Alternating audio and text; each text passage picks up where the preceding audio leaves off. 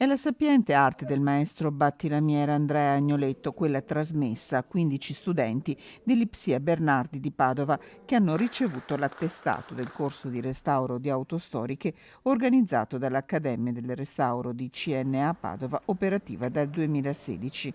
Una tecnica affinata in una storica carrozzeria del cuore di Padova già nel XIX secolo e messa a punto nei primi anni del Novecento.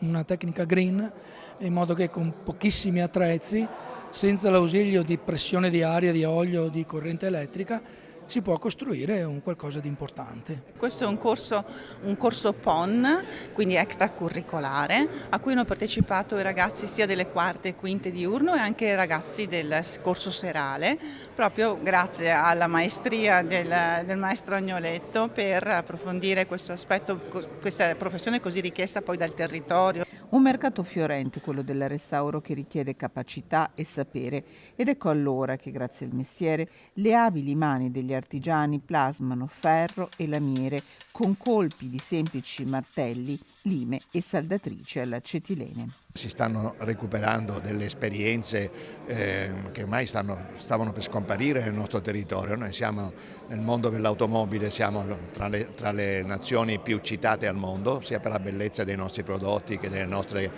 carrozzerie, eccetera. E l'esperienza del battilastra, della persona che è in grado di rimodellare i materiali fino ad ottenere di nuovo una forma splendida come quella di tutte le nostre auto, è quasi scomparsa. Diventa proprio un'importanza come associazione riuscire a trovare questi imprenditori artigiani che come maestri possano tramandare ai nostri giovani proprio il sapere che oggi va perso se non c'è proprio quella cultura dei giovani di voler fare il nostro lavoro.